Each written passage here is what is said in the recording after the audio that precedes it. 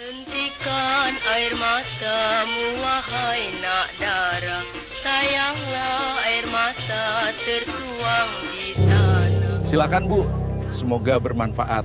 Terima kasih, Pak. Semoga sehat selalu. Saya khawatir. Sudah terlambat untuk kembali Pak Tirto. Kita harus lanjutkan.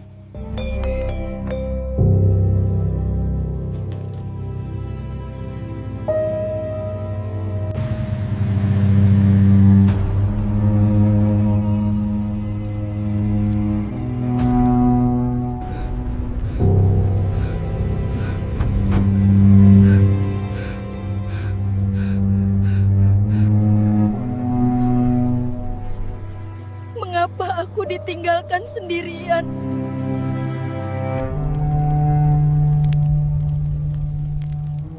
Kisah ini tidak dimulai dari dendam, melainkan dari kedermawanan seorang pria bernama Pak Tirto yang begitu dipuja hingga warga rela menutup mata atas skandal gelapnya.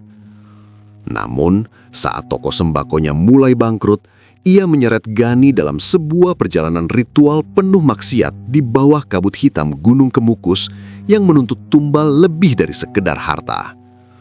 Gani tak pernah menyangka bahwa telinganya akan terasa seperti terbakar bara api tepat di saat ajal menjemput ibunya di rumah. Lantas, apakah kekayaan yang didapat dengan menukar nyawa dan kehormatan itu akan bertahan atau justru berakhir dengan kegilaan yang menghapus seluruh ingatan pelakunya?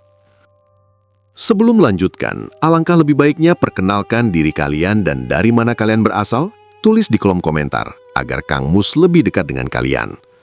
Dan bagi teman-teman yang ingin mengirimkan pengalaman cerita horor atau sekedar bersilaturahmi, bisa masuk ke grup WhatsApp yang linknya sudah saya tulis di kolom deskripsi. Terima kasih.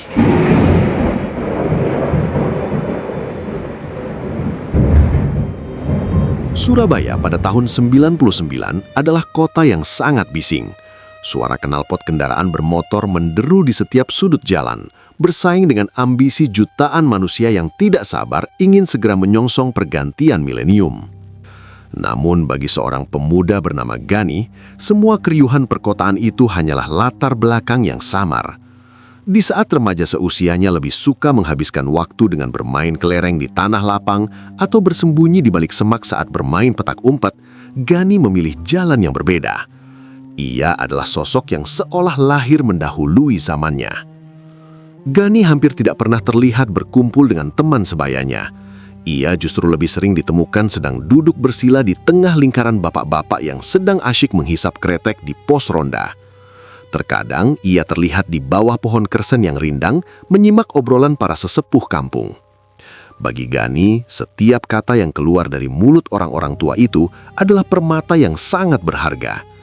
Ia menyerap setiap narasi, detail kejadian masa lalu, hingga keluh kesah yang mengandung hikmah kehidupan. Gani, kamu ini anak muda kok betah sekali mendengarkan dongeng orang tua seperti kami, ujar Pak RT sambil menyulut rokoknya suatu sore. Gani tersenyum tipis sambil tetap fokus mendengarkan. Justru dari cerita bapak-bapak sekalian saya bisa belajar banyak hal yang tidak ada di buku sekolah, Pak. Memang benar, teman sebaya Gani hanya memiliki mainan plastik dan tawa yang seringkali terasa dangkal. Bagi Gani, orang-orang tua di kampungnya memiliki kunci untuk menjawab segala rasa ingin tahu yang bergejolak di kepalanya. Ia memiliki kegilaan yang luar biasa pada asal-usul, silsilah kerajaan, dan bagaimana sebuah peradaban besar bisa berdiri kokoh lalu hancur hanya karena satu kesalahan kecil yang dianggap sepele. Kegemaran unik ini terus ia bawa hingga ia mengenakan seragam putih abu-abu.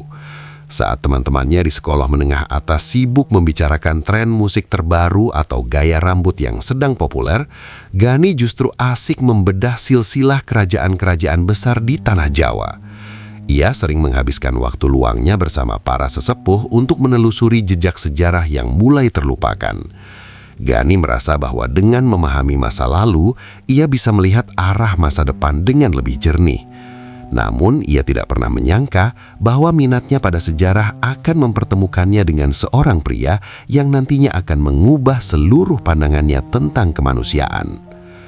Pada suatu hari yang sangat cerah, sebuah truk pindahan datang membawa tumpukan perabotan ke sebuah rumah yang letaknya tidak jauh dari kediaman Gani. Keluarga itu datang dari Tulungagung untuk mencoba peruntungan di Surabaya. Sang kepala keluarga adalah seorang pria paruh baya bernama Pak Tirto.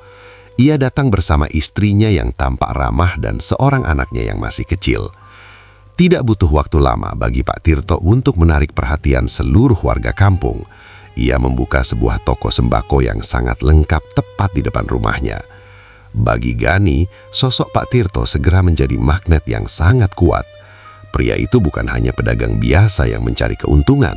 Pengetahuannya tentang sejarah ternyata sangat mumpuni. Setiap kali Gani mampir untuk sekedar membantu atau bertanya tentang sesuatu, Pak Tirto selalu memiliki jawaban yang sangat memuaskan. Kamu tahu Gani, kerajaan itu runtuh bukan karena serangan dari luar, tapi karena pengkhianatan dari orang-orang terdekatnya sendiri, kata Pak Tirto suatu hari saat mereka duduk di depan toko. Gani terkesima mendengarnya. Pak Tirto bisa bercerita dengan sangat detail tentang perang Sabil hingga intrik politik di dalam keraton, seolah-olah ia menyaksikannya sendiri secara langsung. Gani merasa telah menemukan sosok guru sekaligus ayah yang bisa memahami isi kepalanya dengan sangat baik. Percakapan-percakapan mereka selalu berlangsung lama dan berbobot. Selain cerdas, Pak Tirto juga dikenal sebagai orang yang sangat dermawan oleh warga sekitar. Sifat ini membuat warga kampung menaruh hormat yang sangat tinggi kepadanya dalam waktu singkat. Tidak jarang ada tetangga yang datang dengan wajah muram karena sedang tidak memiliki uang untuk membeli kebutuhan pokok. Pak Tirto tanpa ragu akan memberikan beberapa kilogram beras atau minyak goreng secara cuma-cuma kepada mereka. Ambil saja ini untuk makan keluargamu di rumah. Urusan bayar belakangan saja kalau kamu sudah punya rejeki, ucap Pak Tirto kepada salah satu tetangga yang sedang kesulitan. Ia tidak pernah menagih hutang dengan cara yang keras. Bahkan, seringkali Pak Tirto menganggap hutang-hutang kecil tetangganya sudah lunas begitu saja.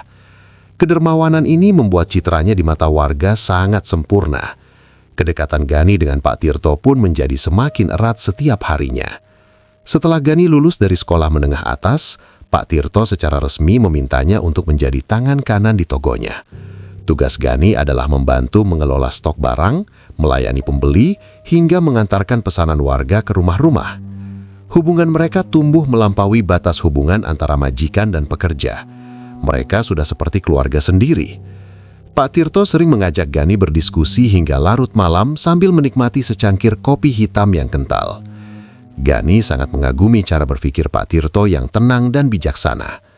Namun di tengah segala kesempurnaan dan kedermawanan yang terlihat di permukaan, Gani mulai merasakan ada sesuatu yang tidak beres.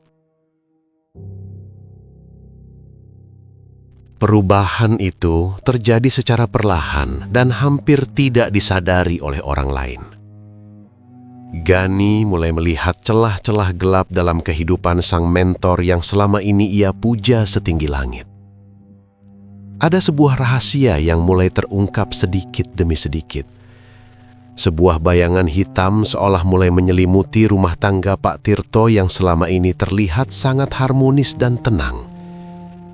Gani baru menyadari bahwa sejarah yang paling mengerikan seringkali bukan terjadi di masa lalu yang jauh, melainkan sedang ditulis di depan matanya sendiri melalui tindakan-tindakan manusia yang tidak terduga. Pak Tirto, kenapa akhir-akhir ini Bapak sering terlihat melamun? Tanya Gani suatu malam ketika melihat Pak Tirto hanya menatap kosong ke arah jalanan. Pak Tirto hanya tersenyum tipis. Sebuah senyuman yang tidak sampai ke matanya. Hanya memikirkan strategi usaha baru, Gani. Kamu jangan terlalu dipikirkan. Jawaban itu terasa sangat datar dan tidak meyakinkan bagi Gani. Ia merasakan ada sesuatu yang disembunyikan di balik sikap tenang itu. Penglihatan Gani yang tajam mulai menangkap adanya ketegangan yang tidak biasa di dalam rumah tersebut. Meskipun Pak Tirto tetap bersikap dermawan kepada warga, aura di dalam toko sembako itu mulai terasa berbeda. Gani merasa seolah-olah ia sedang berdiri di ambang sebuah pintu menuju rahasia besar yang sangat kelam. Pengetahuannya tentang sejarah mengajarkannya bahwa setiap masa keemasan pasti akan diikuti oleh masa keruntuhan, dan ia takut bahwa masa keruntuhan Pak Tirto sedang dimulai. Waktu demi waktu berlalu, dan Gani tetap menjalankan tugasnya dengan setia. Citra kesempurnaan yang selama ini melekat pada diri Pak Tirto perlahan mulai menunjukkan retakan yang nyata. Perubahan suasana itu berawal sejak sosok Bu Lastri menjadi pemandangan harian di toko sembako mereka. Wanita itu adalah tetangga dekat yang tinggal hanya berjarak beberapa rumah saja. Kehidupan Bu Lastri sedang berada di titik terendah setelah suaminya, seorang pedagang kecambah, kehilangan segalanya akibat kebakaran hebat yang menghanguskan pasar. Sejak musibah itu, Bu Lastri seolah kehilangan arah dan menjadikan toko Pak Tirto sebagai tempat pelarian untuk sekadar berkeluh kesah atau meminta bantuan ekonomi. Pada awalnya, Gani melihat kedekatan tersebut sebagai hal yang lumrah. Ia menganggap Pak Tirto hanya sedang menunjukkan sisi kemanusiaannya dengan membantu tetangga yang sedang tertimpa kemalangan.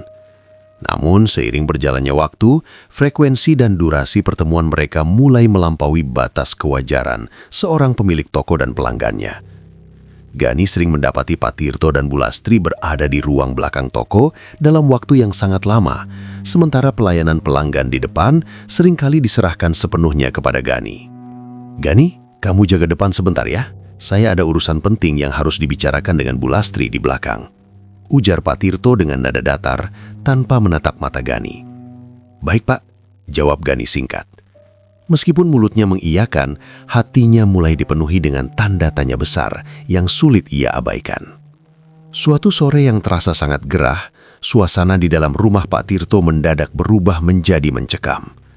Gani yang sedang menata botol kecap di rak depan melihat istri Pak Tirto keluar dari pintu rumah utama dengan langkah yang gontai. Mata wanita itu tampak sangat sembab, kemerahan seperti orang yang baru saja menangis berjam-jam. Wajahnya pucat pasi, mencerminkan luka batin yang sangat dalam. Tanpa mengucapkan sepatah kata pun kepada siapapun, wanita itu dengan tergesa-gesa memasukkan beberapa tas berisi pakaian ke dalam taksi yang sudah menunggu. Ia membawa anaknya yang masih kecil, meninggalkan rumah yang selama ini mereka huni, menuju Tulungagung. Kepergian yang mendadak itu seolah meninggalkan lubang besar yang menganga di rumah tersebut. Warga sekitar mulai berbisik-bisik, menebak-nebak apa yang sebenarnya terjadi di balik tembok rumah sang dermawan. Namun, hal yang paling membuat Gani merasa janggal adalah sikap Pak Tirto. Pria itu terlihat sangat biasa saja, seolah tidak ada beban kehilangan yang menggelayuti pundaknya. Tidak ada gurat kesedihan atau upaya untuk mengejar anak istrinya. Bahkan hanya berselang 1 hari setelah keberangkatan istrinya, keberanian Bu Lastri semakin menjadi-jadi. Wanita itu kini tidak lagi hanya berada di area toko, melainkan sudah mulai lancang masuk ke dalam rumah utama. Pemandangan itu benar-benar menghancurkan hati Gani. Sosok Pak Tirto yang selama ini ia agungkan sebagai penjaga moral dan teladan hidup, kini justru sering menghabiskan waktu di balik pintu kamar bersama Bu Lastri pada saat hari masih terang benderang. "Pak, ini ada kiriman barang dari distributor. Mau ditaruh di mana?" tanya Gani suatu siang sambil mengetuk pintu ruang tengah yang tertutup rapat. Lama tidak ada jawaban, hingga akhirnya suara Pak Tirto terdengar agak serak dari dalam. "Taruh saja di gudang dulu, Gani. Saya sedang tidak bisa diganggu." Gani hanya bisa terpaku di depan pintu yang terkunci itu. Rasa kecewa yang amat dalam mulai menggerogoti jiwanya. Ia merasa seolah pahlawan yang ia puja selama ini telah gugur dan digantikan oleh sosok asing yang penuh dengan nafsu. Di balik meja kasir, Gani hanya bisa membisu sambil terus melayani pembeli dengan gerakan mekanis. Ia merasakan gejolak amarah dan kesedihan yang bercampur aduk. Namun ia menyadari bahwa dirinya tidak memiliki kekuatan sedikit pun untuk bersuara atau menegur tindakan sang majikan. Setiap kali ia melihat Bu Lastri keluar dari rumah Pak Tirto dengan rambut yang sedikit berantakan dan senyum tipis di bibirnya, Gani merasa mual. Ia teringat kembali pada cerita-cerita sejarah tentang kehancuran sebuah kepemimpinan yang berawal dari skandal di dalam kamar. Kini, narasi itu tidak lagi berada di buku sejarah kuno, melainkan sedang terjadi tepat di depan pelupuk matanya. Pak Tirto, pria yang mengajarkannya tentang martabat dan harga diri, justru sedang meruntuhkan semua prinsip itu demi sebuah hubungan terlarang. Warga kampung yang awalnya hanya berbisik, mulai berani saling melempar sindiran saat berbelanja di toko. Mereka merasa dikhianati oleh sosok yang selama ini mereka hormati. Namun Pak Tirto tetap menjalankan perannya seolah dunia baik-baik saja. Ia masih memberikan bantuan beras kepada orang lain. Namun Gani tahu bahwa kebaikan itu kini hanya menjadi topeng untuk menutupi kebusukan yang sedang tumbuh subur di dalam rumahnya. Gani, jangan terlalu banyak melamun. Fokus pada pekerjaanmu. Tegur Pak Tirto suatu kali saat mendapati Gani hanya menatap kosong ke arah pintu rumah. "Iya Pak, maaf," sahut Gani pelan tanpa berani menatap balik mata pria itu. Gani menjadari bahwa dunianya tidak akan pernah sama lagi. Kepercayaan yang ia bangun bertahun-tahun runtuh dalam hitungan minggu. Ia mulai bertanya-tanya sejauh mana Pak Tirto akan melangkah dalam kesesatan ini. Dan yang lebih menakutkan bagi Gani adalah kenyataan bahwa dirinya kini menjadi saksi bisu atas sebuah drama kehidupan yang penuh dengan kepalsuan. Ia merasa terjebak dalam situasi yang sangat tidak nyaman, namun ia belum menemukan jalan keluar untuk meninggalkan tempat yang kini terasa sangat menyesakan tersebut. Keretakan itu kini sudah menjadi celah yang sangat lebar. Kabar tentang perselingkuhan itu sudah menjadi rahasia umum di lingkungan pasar hingga ke sudut-sudut kampung. Meskipun suami Bu Lastri tetap diam dalam kepasrahannya, semua orang tahu bahwa ada badai besar yang sedang mengintai.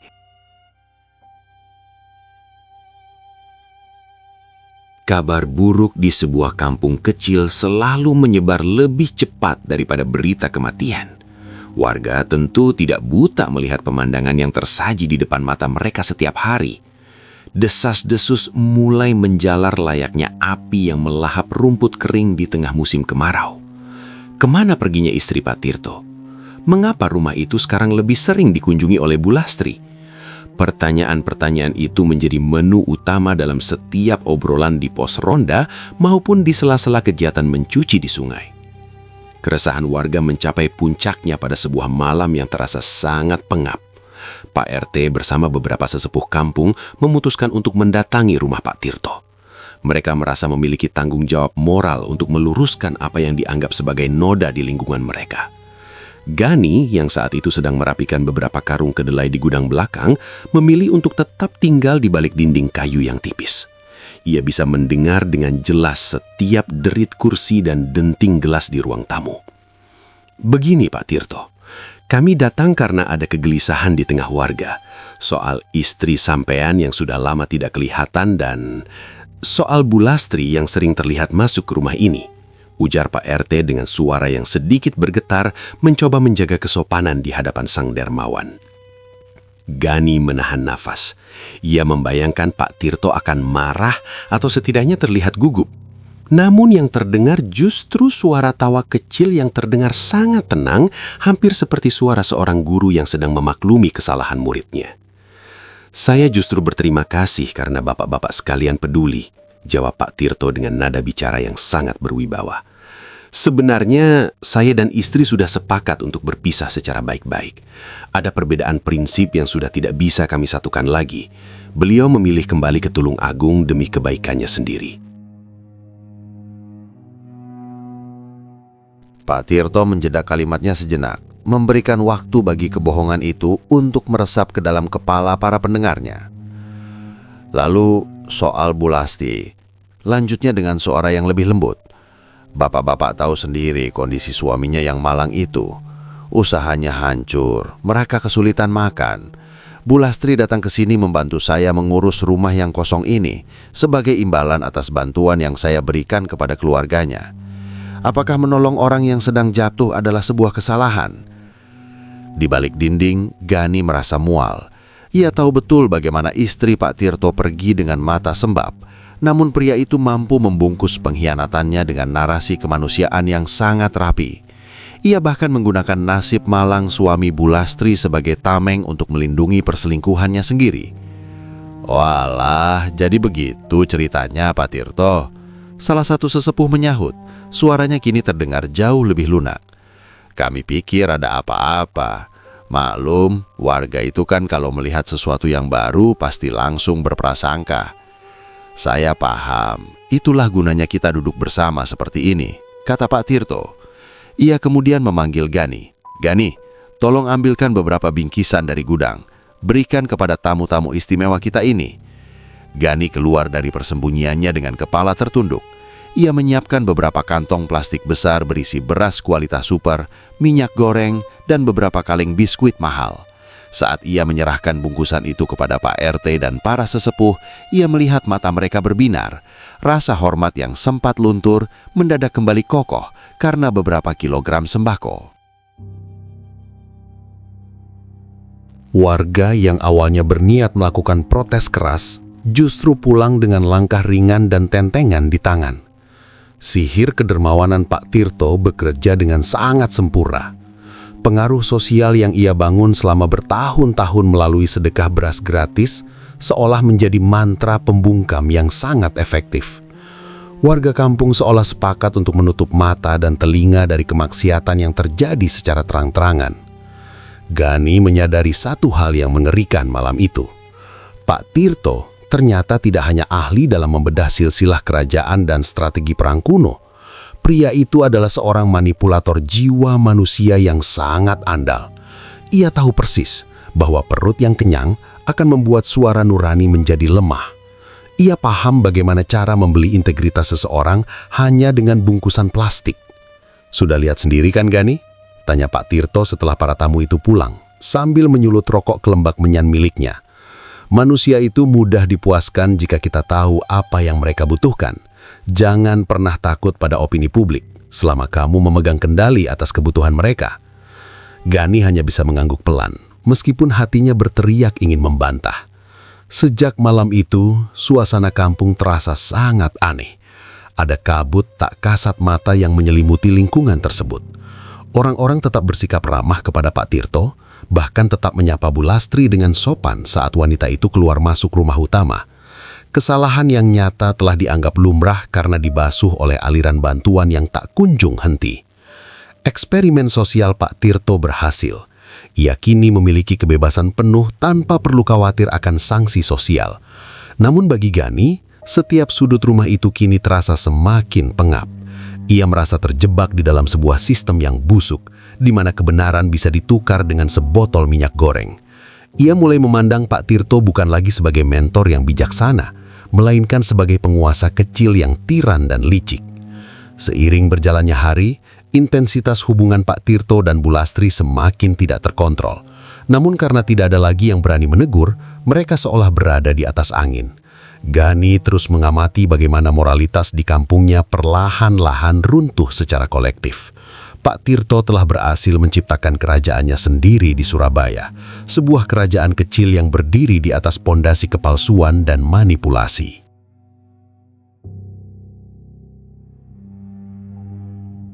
Roda kehidupan memang tidak pernah berhenti berputar.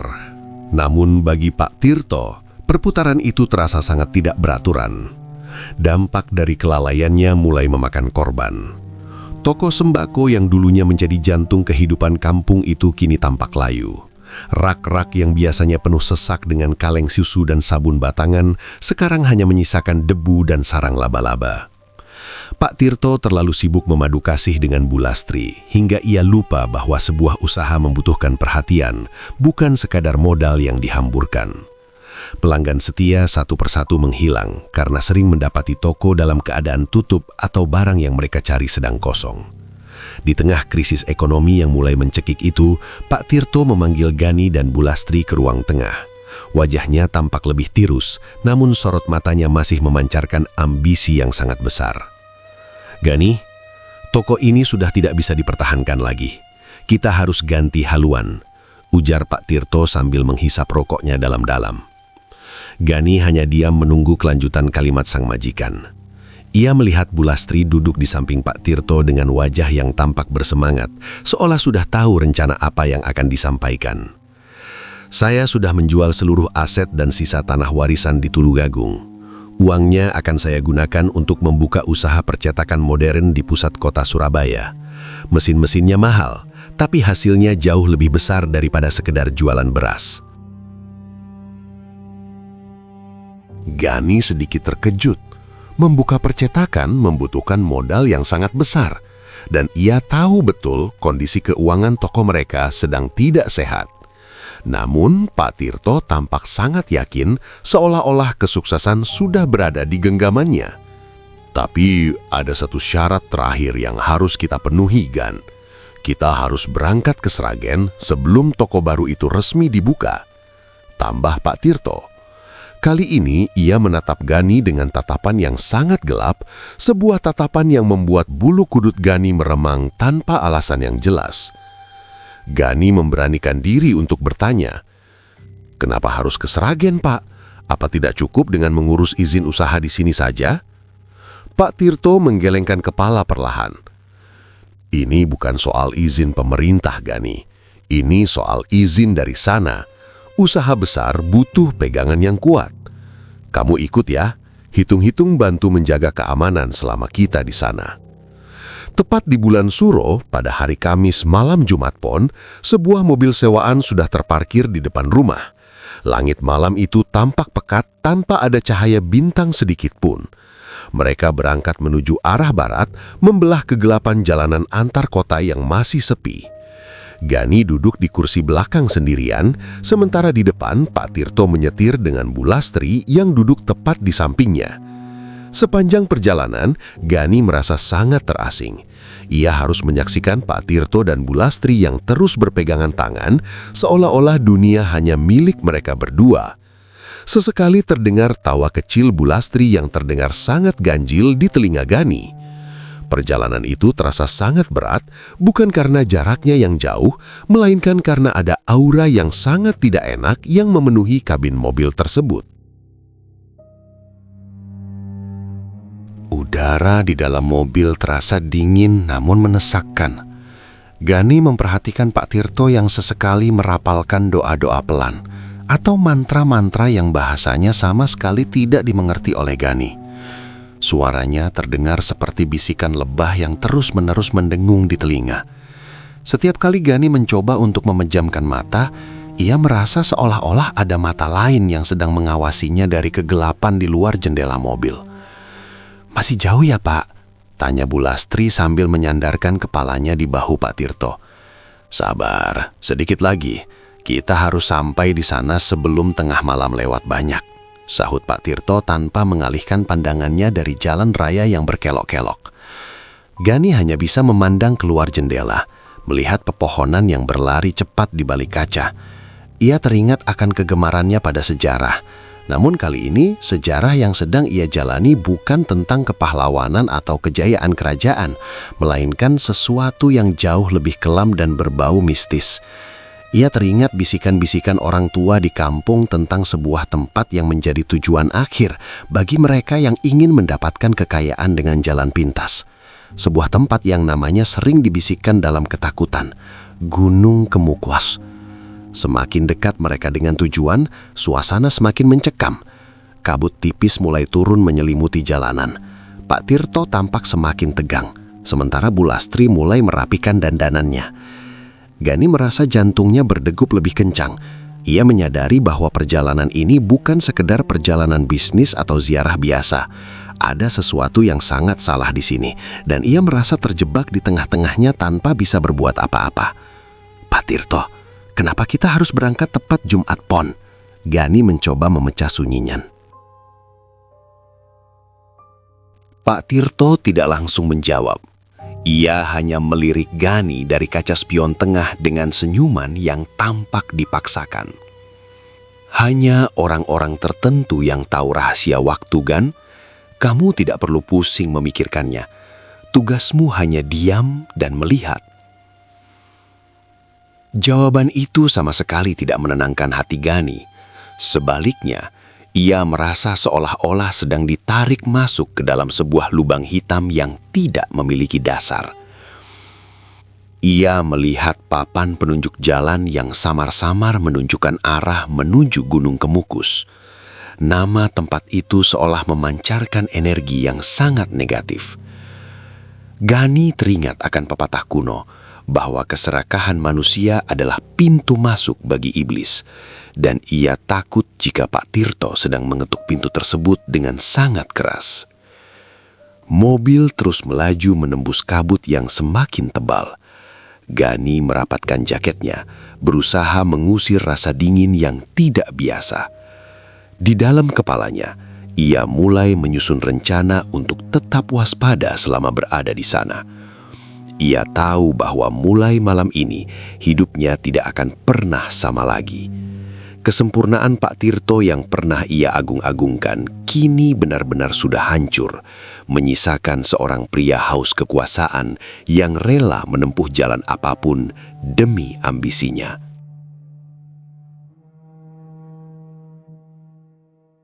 Sragen menyambut kedatangan mereka dengan udara malam yang sangat lembab dan berat. Begitu mobil berhenti di area parkir yang luas, Gani segera turun dan menghirup udara yang terasa sangat berbeda dari Surabaya.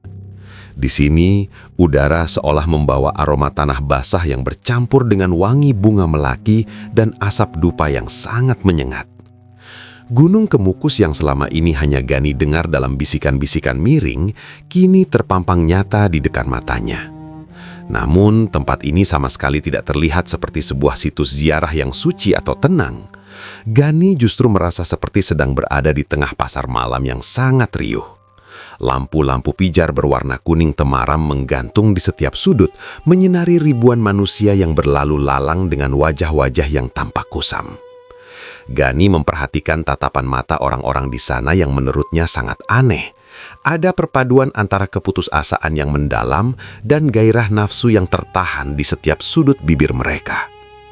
Baru saja mereka melangkah beberapa meter dari tempat parkir, seorang pria paruh baya dengan deretan cincin akik besar di jemarinya menghampiri Pak Tirto. Pria itu tampak sudah sangat mengenal Pak Tirto, terlihat dari cara mereka bersalaman yang sangat akrab. "Sudah datang ya, Pak? Semuanya sudah saya siapkan seperti permintaan minggu lalu," ujar pria yang ternyata adalah seorang maklar ritual tersebut. Pak Tirto mengangguk sambil merogoh saku celananya, menyerahkan beberapa lembar uang kertas yang cukup banyak. "Bagus, kita langsung saja ke prosesi pertama.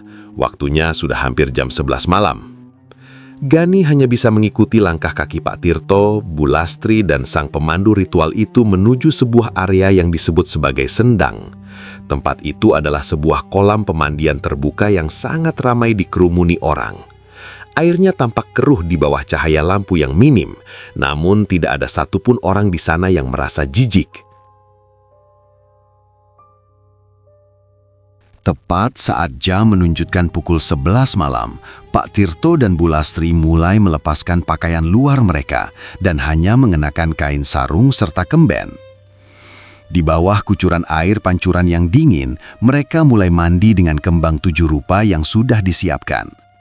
Gani berdiri agak jauh, memperhatikan bagaimana kelopak bunga mawar dan melati menyapu tubuh mereka di tengah kerumunan orang yang melakukan hal serupa.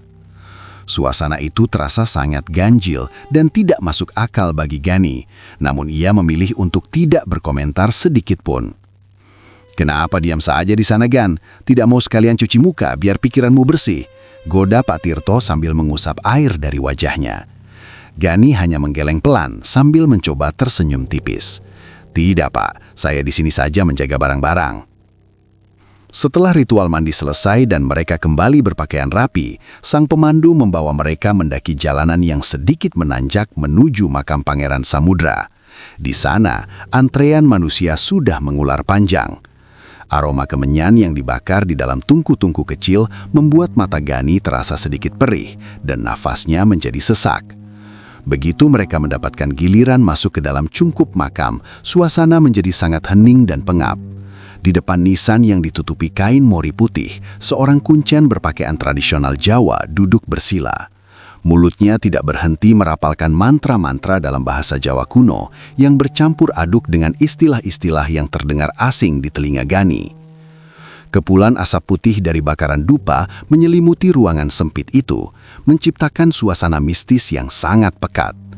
Gani melihat Pak Tirto dan Bu Lastri duduk bersimpuh dengan khusyuk, seolah sedang meminta restu untuk sebuah rencana besar. Ada aura keserakahan yang sangat kuat terpancar dari cara Pak Tirto menangkupkan kedua tangannya.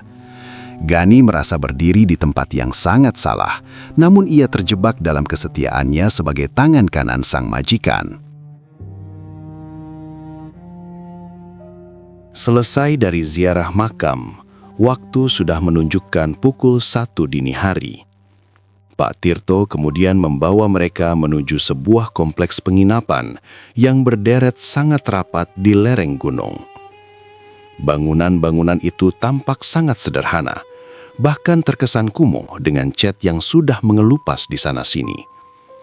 Pak Tirto memesan 2 buah kamar yang letaknya bersebelahan. "Kamu istirahat di sini, Agan.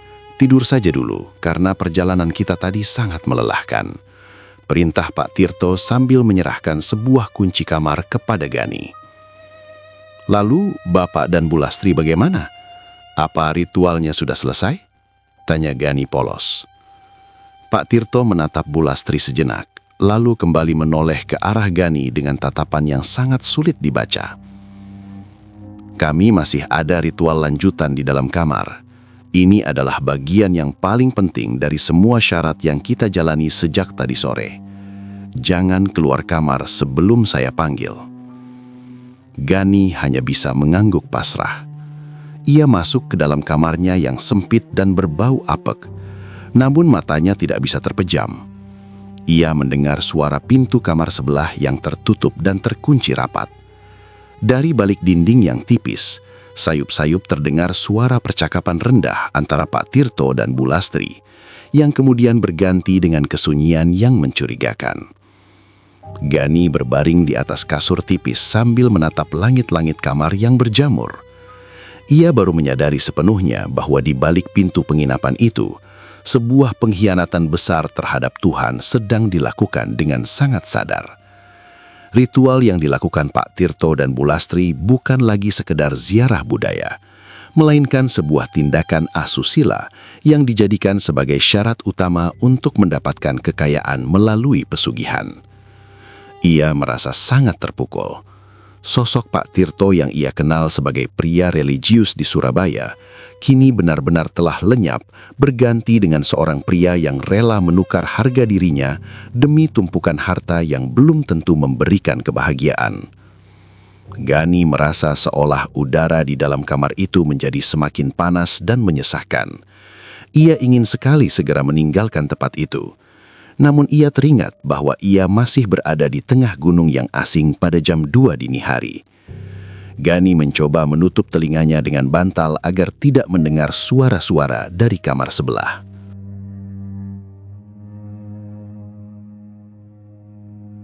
Malam kedua di Gunung Kemukus terasa jauh lebih mencekam bagi Gani.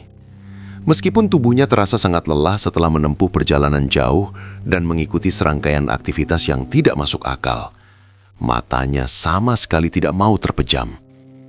Kamar penginapan yang sempit itu seolah-olah semakin menghimpit pernafasan Gani. Suara-suara aneh dari balik dinding kayu yang tipis membuatnya merasa tidak nyaman berada di dalam sana lebih lama lagi. Sekitar pukul 1 dini hari, Gani memutuskan untuk keluar. Ia berharap udara malam yang dingin bisa sedikit mencernihkan pikirannya yang sedang semeraut. Ia berjalan menyusuri jalanan setapak yang hanya diterangi oleh lampu pijar remang-remang menuju sebuah warung kecil yang masih buka di lereng gunung. Gani hanya ingin memesan segelas kopi hitam untuk mengusir rasa gelisah yang terus menghantuinya. Saat ia sedang duduk menunggu kopinya diseduh, matanya tertuju pada sesosok pria yang duduk di pojok warung yang paling gelap. Pria itu mengenakan pakaian compang-camping yang sudah berubah warna menjadi kecoklatan karena debu dan kotoran. Rambutnya gimbal, panjang, dan terlihat sangat kumal. Pria itu hanya diam menatap lantai dengan tubuh yang sesekali bergetar hebat. Gani merasa iba melihat kondisi pria itu. Ia teringat ajaran ibunya untuk selalu berbagi kepada siapapun yang membutuhkan bantuan. Gani kemudian memanggil pemilik warung. "Bu, tolong buatkan sepiring nasi dengan lauk yang ada, berikan kepada bapak yang duduk di pojok itu," ujar Gani sambil menunjuk ke arah pria tersebut. Piring berisi nasi dan lauk diletakkan di depan pria itu. Tanpa menunggu lama, pria itu langsung menyambar makanan tersebut dengan tangan kosong yang bergetar. Ia makan dengan sangat lahap, seolah-olah sudah berhari-hari tidak menyentuh makanan. Gani hanya memperhatikannya dari jauh sambil menyeruput kopi hitamnya yang masih panas. Tiba-tiba, pria itu berhenti mengunyah. Ia mengangkat kepalanya dan menatap tajam ke arah Gani. Tatapan matanya sangat dalam dan kosong, namun seolah-olah bisa menembus langsung ke dalam sanubari Gani. "Mas, kamu itu orang baik. Kenapa kamu mau ikut ke tempat seperti ini?" tanya pria itu dengan suara yang sangat serak dan berat. Gani terkejut karena tidak menyangka pria itu akan mengajaknya bicara. "Saya hanya mengantar orang yang sudah seperti bapak saya sendiri, Pak," jawab Gani dengan sopan. Pria itu tertawa kecil, sebuah tawa yang terdengar sangat menyakitkan di telinga. Ia kemudian kembali meracau sambil tangannya kembali bergerak mengambil nasi. "Orang-orang di sini sudah sesat semua, Mas. Jangan tertipu oleh penampilan atau bungkusan doa mereka. Ini bukan tempat untuk mencari berkah dari Tuhan. Ini adalah pintu menuju neraka yang sengaja dibuka lebar-lebar." Gani hanya terdiam. Ia mencoba tetap bersikap tenang meski bulu kuduknya mulai berdiri. Ia menganggap bahwa ucapan itu hanyalah racauan khas dari orang yang sedang mengalami gangguan jiwa. Namun pria itu terus saja berbicara tanpa diminta. Mereka menukar harga diri dengan tumpukan emas yang akan berubah jadi ulat di liang lahat. "Kamu lihat saja nanti. Satu persatu dari mereka akan dimakan oleh keserakahannya sendiri," lanjut pria itu dengan nada yang semakin meninggi sebelum akhirnya ia kembali diam dan fokus pada makanannya. Gani merasa suasana warung itu menjadi semakin tidak enak. Ia segera membayar kopi dan makanan tersebut, lalu memutuskan untuk tidak kembali ke kamar penginapan. Ia lebih memilih untuk merebahkan tubuhnya di atas dipan kayu panjang yang ada di depan warung tersebut, berharap bisa tertidur sejenak sebelum fajar menyingsing. Namun, begitu Gani berhasil menutup matanya, ia justru terseret ke dalam sebuah mimpi buruk yang terasa sangat nyata. Dalam mimpinya, Gani merasa sedang berjalan sendirian di tengah sebuah hutan yang sangat gelap dan lebat. Pohon-pohon raksasa dengan dahan yang meliuk-liuk seolah-olah ingin menangkapnya. Udara di dalam hutan itu terasa sangat panas dan berbau amis seperti darah yang mulai mengering. Saat ia berjalan lebih jauh ke dalam hutan, Gani mendengar suara-suara tawa dan rintihan yang bercampur aduk. Ia memberanikan diri untuk melihat ke balik sebuah pohon besar. Di sana, ia terperangah melihat puluhan pasangan sedang melakukan perbuatan nista secara terbuka tanpa rasa malu sedikit pun. Mereka tertawa dengan mata yang merah membara, seolah-olah telah kehilangan akal sehatnya. Gani mencoba untuk lari, namun kakinya terasa sangat berat seperti terikat oleh akar pohon. Di tengah kerumunan pasangan yang melakukan kemaksiatan itu, mata Gani menangkap dua sosok yang sangat ia kenal. Ia melihat Pak Tirto dan Bu Lastri, namun wajah mereka bukan lagi seperti manusia normal. Wajah Pak Tirto tampak menghitam dengan senyuman yang sangat mengerikan, sementara mata Bu Lastri tampak kosong dan mengeluarkan cairan gelap. "Ayo bergabung dengan kami, Gani. Ini adalah jalan menuju kemakmuran," seru sosok yang menyerupai Pak Tirto itu dengan suara yang bergema di seluruh hutan. Gani berteriak sekuat tenaga, namun tidak ada suara yang keluar dari tenggorokannya. Ia merasa dikepung oleh sosok-sosok mengerikan itu yang mulai merangkak ke arahnya. Tepat saat salah satu tangan pucat hampir menyentuh wajahnya, Gani tersentak bangun dari tidurnya dengan napas yang terengah-engah. Keringat dingin membasahi seluruh tubuhnya. Gani melihat sekeliling dan menyadari bahwa ia masih berada di depan warung. Hari masih gelap, namun kabut di sekitarnya tampak semakin tebal dan hitam. Ia memegang dadanya yang berdegup sangat kencang, berusaha meyakinkan diri bahwa itu hanyalah mimpi buruk akibat kelelahan dan pengaruh ucapan pria misterius tadi. Namun, rasa takut itu tidak kunjung hilang. Gani merasa seolah-olah mimpi itu adalah sebuah peringatan atau cerminan dari kenyataan yang sedang terjadi di sekitarnya. Ia teringat akan racauan pria misterius itu tentang pintu neraka. Di Gunung Kemukus ini, batas antara ritual dan maksiat sudah benar-benar hilang, dan Gani merasa dirinya sedang berdiri tepat di bibir jurang yang sangat dalam.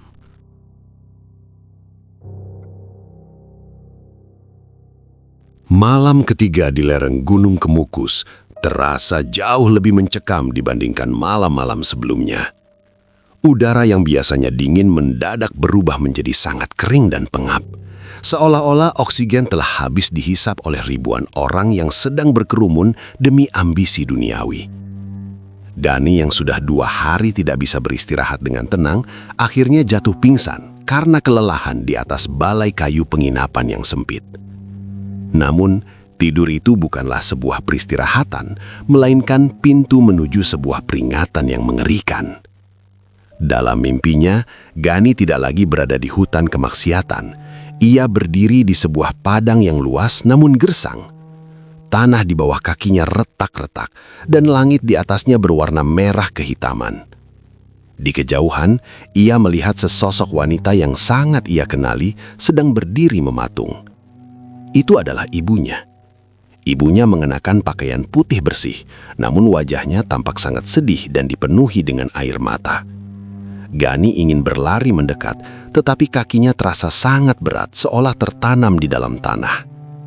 Ibunya hanya berdiri diam tanpa menggerakkan bibir, namun suaranya bergema dengan sangat keras di dalam tempurun kepala Gani. "Kenapa kamu tidak pulang, Gani? Kenapa kamu masih di sini?" Tanya suara itu dengan nada yang sangat memilukan. "Kenapa kamu justru mengurusi orang yang jalannya sudah salah dan penuh noda? Pulanglah, Gani. Waktumu tidak banyak." Gani ingin berteriak menjawab bahwa ia hanya ingin membantu Pak Tirto, namun suaranya tercekak di tenggorokan. Tiba-tiba sosok ibunya menghilang di telan kabut hitam yang sangat pekat. Di saat yang bersamaan, Gani merasakan sebuah hantaman yang luar biasa pada sisi kanan kepalanya.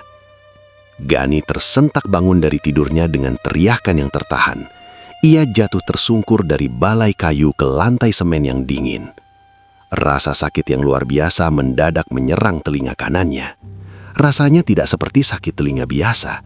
Gani merasa seolah-olah ada seseorang yang menyemburkan bara api yang sangat panas langsung ke dalam lubang telinganya. "Aduh, astagfirullah," rintih Gani sambil memegangi telinganya. Rasa panas itu terasa sangat nyata, menjalar hingga ke rahang dan lehernya. Ia merasa telinganya seperti sedang dibakar hidup-hidup dari dalam. Gani berguling-guling di lantai, berusaha mencari cara untuk meredakan rasa sakit yang menyiksa itu. Namun tidak ada yang berhasil. Keringat sebesar biji jagung bercucuran di seluruh wajahnya. Di tengah rasa sakit yang hampir membuatnya pingsan itu, wajah ibunya di dalam mimpi tadi kembali terbayang. Ia merasa ada sesuatu yang sangat buruk sedang terjadi di rumahnya. Tanpa berpikir panjang lagi, Gani bangkit dengan sisa tenaganya. Ia berjalan dengan langkah gontai menuju kamar sebelah yang ditempati oleh Pak Tirto dan Bu Lastri. Dengan tangan yang gemetar, Gani menggedor pintu kayu itu dengan sangat keras. Ia tidak lagi peduli apakah ia sedang mengganggu ritual rahasia majikannya atau tidak. Pak Tirto, buka pintunya, Pak!" teriak Gani sambil terus memegangi telinganya yang terasa seperti meledak. Beberapa saat kemudian, pintu terbuka sedikit. Pak Tirto muncul dari balik celah pintu. Wajah pria itu tampak sangat lelah dan sedikit berantakan. Ia menatap Gani dengan tatapan yang sangat dingin dan tidak senang karena merasa kegiatannya telah diganggu. Ada apa, Gani? Kamu tidak lihat jam berapa sekarang? Tanya Pak Tirto dengan suara yang ketus. Telinga saya, Pak. Telinga saya rasanya seperti disembur api. Panas sekali. Jawab Gani dengan suara yang gemetar menahan tangis. Saya harus pulang sekarang, Pak. Saya punya firasat buruk. Saya harus bertemu ibu saya. Pak Tirto mengernyitkan dahi. Ia memperhatikan Gani yang tampak sangat menderita. Wajah Gani memang terlihat memerah dan telinganya tampak mengeluarkan uap panas yang aneh menurut penglihatan Pak Tirto yang sedang dalam pengaruh mistis. Dari dalam kamar, Bu Lastri tampak mengintip dengan wajah yang gelisah. Jangan konyol, Gani. Ritual kita belum benar-benar selesai. Kita harus menunggu sampai pagi kalau mau pulang, kata Pak Tirto mencoba meredam suasana. Tidak bisa, Pak. Saya tidak bisa menunggu sampai pagi. Kalau Bapak tidak mau mengantar, saya akan jalan kaki atau mencari tumpangan sekarang juga, tegas Gani. Untuk pertama kalinya, Gani berani membantah perintah Pak Tirto dengan nada yang sangat tinggi. Melihat kondisi Gani yang semakin memburuk dan terus mengerang kesakitan, Pak Tirto akhirnya merasa sedikit khawatir jika hal ini akan membawa masalah bagi dirinya di tempat keramat itu. Ia tahu jika ada orang yang meninggal atau sakit parah secara misterius di penginapan, urusannya akan panjang dengan pihak keamanan setempat. Ya sudah, kita pulang sekarang, ujar Pak Tirto sambil menghela nafas panjang. Lastri, cepat kemasi barang-barangmu. Kita batal menginap sampai besok. Sepanjang perjalanan pulang menuju Surabaya, Gani tidak berhenti meringis. Meskipun AC di dalam mobil sudah dipasang paling dingin, rasa panas di telinga Gani sama sekali tidak berkurang. Pak Tirto menyetir dengan kecepatan tinggi sambil sesekali melirik Gani dari kaca spion. Ia merasa rencananya telah dirusak oleh kejadian misterius ini. Kamu itu terlalu banyak pikiran, Gan, makanya sampai masuk angin atau sakit telinga begitu, celetuk Bu Lastri yang duduk di samping Pak Tirto. Gani tidak menjawab, ia hanya terus memejamkan mata sambil merapalkan doa-doa yang ia hafal. Ia merasa ada sebuah tarikan kuat yang memaksanya untuk segera sampai ke rumah. Setiap menit yang berlalu di dalam mobil terasa seperti berjam-jam baginya. Rasa panas itu seolah menjadi pengingat yang menyakitkan bahwa ia telah berada di tempat yang salah bersama orang yang salah. Menjelang subuh, mobil mulai memasuki perbatasan kota Surabaya. Rasa panas di telinga Gani perlahan-lahan mulai sedikit mereda, namun digantikan oleh rasa sesak yang luar biasa di dadanya. Ia terus teringat pesan ibunya dalam mimpi agar ia segera pulang. Gani turun dari mobil sebelum Pak Tirto benar-benar menghentikan laju kendaraannya dengan sempurna. Kakinya tersandung aspal. Namun ia tidak peduli. Rasa panas di telinganya yang menyiksa sepanjang jalan dari Sragen mendadak sirna, digantikan oleh firasat dingin yang membuat seluruh tubuhnya gemetar. Di depan rumahnya, beberapa pria sedang memasang tenda kain seadanya. Sebuah bendera kuning tampak terikat di pagar kayu, melambai pelan tertiup angin subuh yang lembab. Langkah Gani terasa sangat berat, seolah setiap senti tanah yang ia injak menahan kakinya untuk maju. Kerumunan warga yang sedang duduk di kursi plastik langsung menoleh ke arahnya. Tatapan mereka penuh rasa kasihan, namun ada pula yang tersirat kekecewaan. Pak RT mendekat dan memegang bahu Gani dengan erat. Sabar ya, Gan, ibumu sudah tidak ada. Beliau menghembuskan napas terakhir tepat saat azan subuh berkumandang tadi. Bisik Pak RT dengan suara rendah. Kalimat itu menghantam Gani lebih keras daripada rasa sakit di telinganya. Gani ambruk, lututnya menghantam tanah tanpa daya. Ia menangis sejadi-jadinya. Suara tangisannya pecah membelah kesunyian pagi di kampung itu. Di dalam kepalanya, bayangan mimpi di Gunung Kemukus kembali berputar. Ia teringat wajah sedih ibunya yang berdiri di padang gersang, memintanya pulang. Ia menyadari bahwa rasa panas yang membakar telinganya semalam adalah sebuah peringatan terakhir yang ia abaikan demi mengawal kemaksiatan Pak Tirto dan Bu Lastri. Ibu, maafkan Gani, Bu. Rintihnya di sela isak tangis yang menyesakkan dada. Gani merasa menjadi anak yang paling hina. Di saat ibunya berjuang melawan maut sendirian di rumah, ia justru berada di lereng Gunung Keramat menyaksikan prosesi pesugihan yang menjijikkan. Penyesalan itu terasa seperti belati yang menusuk-nusuk jantungnya. Dari kejauhan, ia melihat mobil Pak Tirto perlahan melaju pergi tanpa berani mendekat ke rumah duka. Pak Tirto dan Bu Lastri seolah tahu bahwa kehadiran mereka hanya akan menjadi noda di tengah suasana duka tersebut. Setelah pemakaman selesai, Gani menjadi sosok yang sangat pendiam. Ia tidak lagi duduk di pos ronda atau mendengarkan sejarah dari para sesepuh. Kegilaannya pada masa lalu telah padam, berganti dengan realita pahit yang harus ia tanggung. Hal pertama yang ia lakukan setelah masa berkabung adalah mendatangi toko Pak Tirto untuk terakhir kalinya. "Saya berhenti, Pak. Saya tidak bisa lagi bekerja di sini," ujar Gani singkat saat menemui Pak Tirto yang sedang duduk sendirian di meja kasirnya yang kini berdebu. Pak Tirto menatap Gani dengan tatapan kosong. Tidak ada lagi wibawa yang terpancar dari wajahnya. "Kenapa, Gan? Kamu butuh uang lebih? Saya bisa beri kalau usaha percetakan saya sudah jalan." Gani menggeleng tegas. "Bukan soal uang, Pak. Saya hanya ingin menyelamatkan sisa kewarasan saya. Terima kasih atas semuanya." Gani melangkah keluar tanpa menoleh lagi. Ia memutuskan untuk bekerja sebagai kuri panggul di pasar untuk menyambung hidup, sebuah pekerjaan kasar yang jauh dari bayang-bayang sejarah atau mistis. Namun, takdir rupanya tidak membiarkan para pelaku ritual itu melenggang bebas begitu saja. Kabar-kabar tragis mulai berhembus ke telinga Gani melalui pembicaraan para pedagang di pasar. 6 bulan setelah kejadian di Gunung Kemukus, kesehatan Bu Lastri dikabarkan menurun drastis secara misterius. Wanita yang dulunya selalu tampak segar dan percaya diri itu, kini hanya bisa terbaring di dalam rumahnya yang gelap. Muncul bintik-bintik cacar aneh di seluruh tubuhnya. Namun, itu bukan cacar biasa. Luka-luka itu membesar, pecah dan mengeluarkan nanah berwarna kehijauan yang baunya sangat busuk, mirip bau bangkai yang sudah berhari-hari. Baunya sampai ke jalan, Gan. Tidak ada warga yang berani menjenguk, bahkan keluarganya sendiri takut mendekat, lapor seorang kawan lama Gani di pasar. Bu Lastri meninggal dalam kesunyian yang mengerikan. Kabarnya, saat jenazahnya dimandikan, kulitnya terkelupas seperti kertas yang basah. Warga kampung hanya bisa berbisik bahwa itu adalah bayaran atas apa yang ia tanam di Sragen. Namun penderitaan tidak berhenti di situ.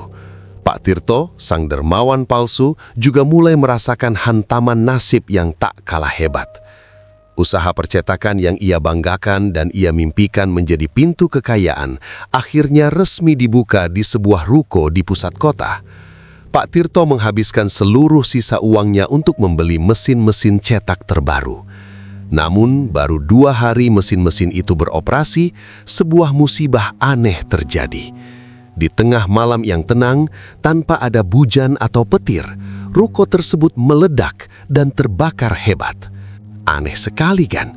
Pemadam kebakaran bilang tidak ada kebocoran gas atau arus pendek listrik.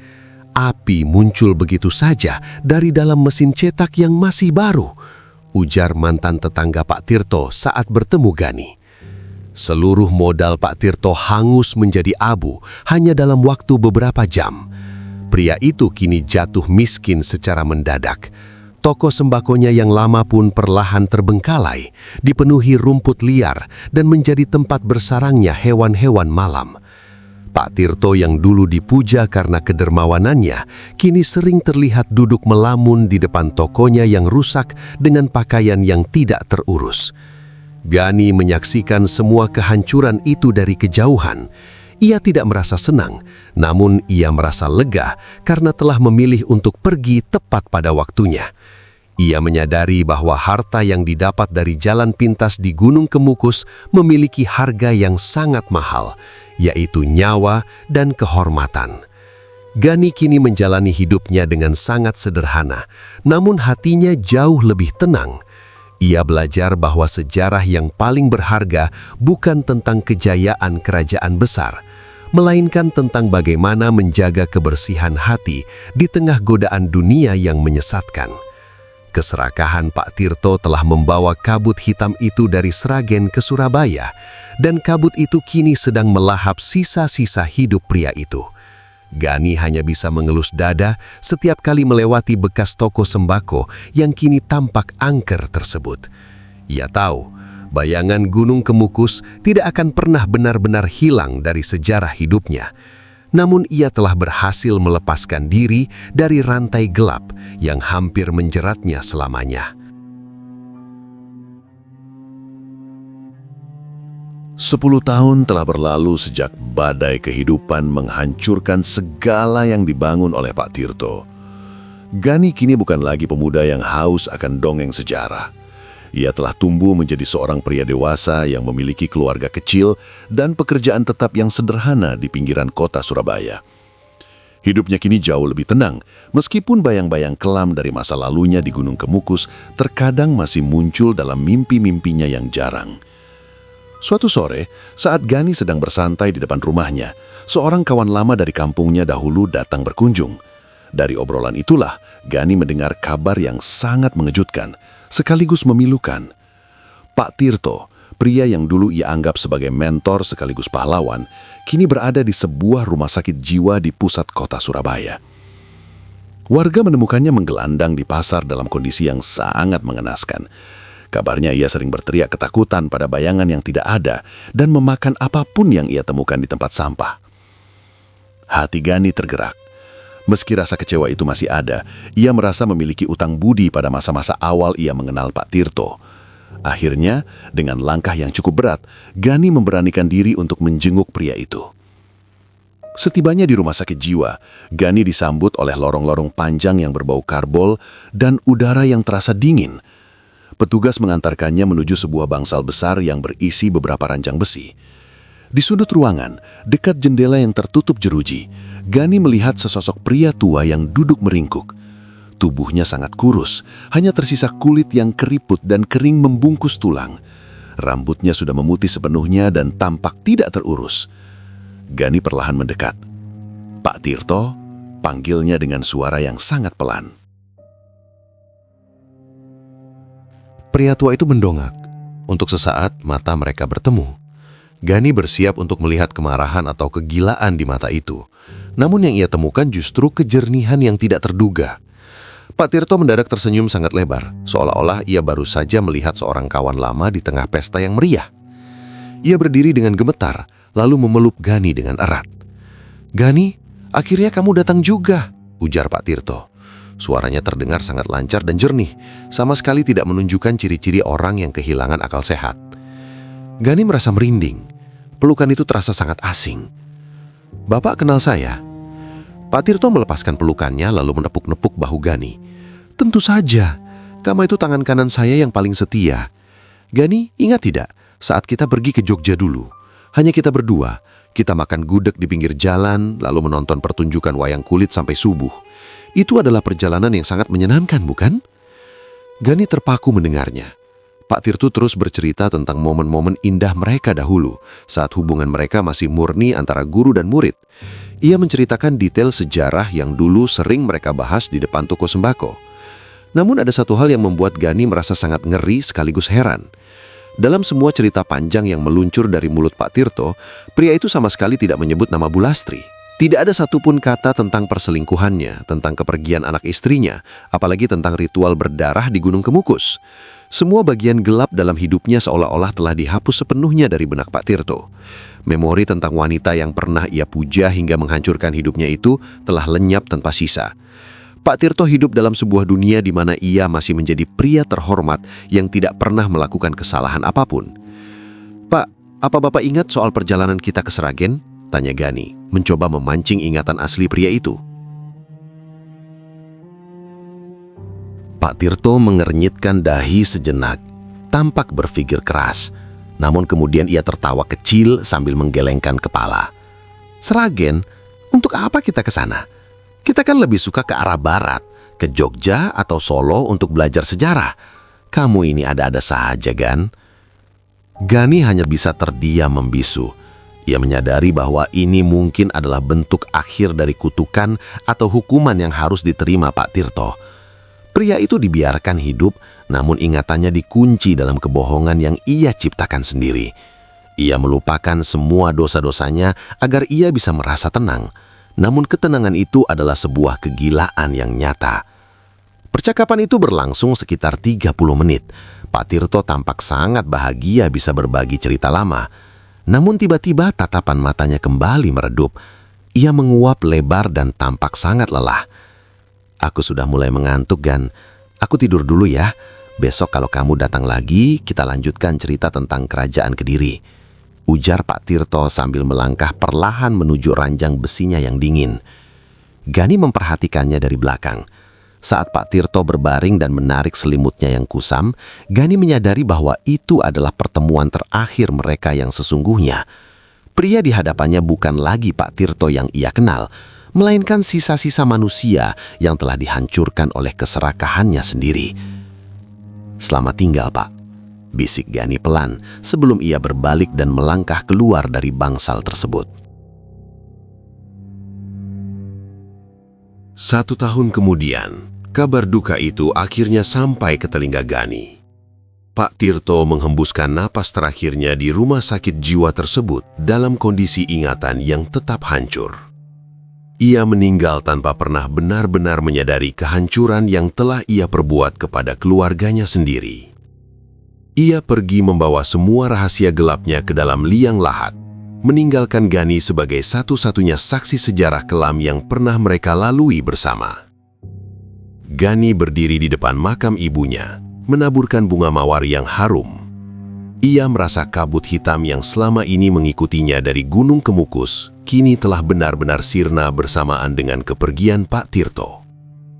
Ia menarik napas dalam-dalam, merasakan udara Surabaya yang kini terasa lebih bersih. Perjalanan hidupnya telah memberinya pelajaran paling berharga yang tidak akan pernah ada dalam buku sejarah manapun. Bahwa setinggi apapun ambisi manusia, ia akan tetap jatuh jika dibangun di atas penderitaan orang lain dan pengkhianatan terhadap iman. Kisah Pak Tirto dan Gunung Kemukus kini terkubur dalam-dalam, menjadi sebuah catatan peringatan yang akan selalu Gani simpan dalam hati, agar anak cucunya tidak pernah terjerumus ke dalam lubang kegelapan yang sama.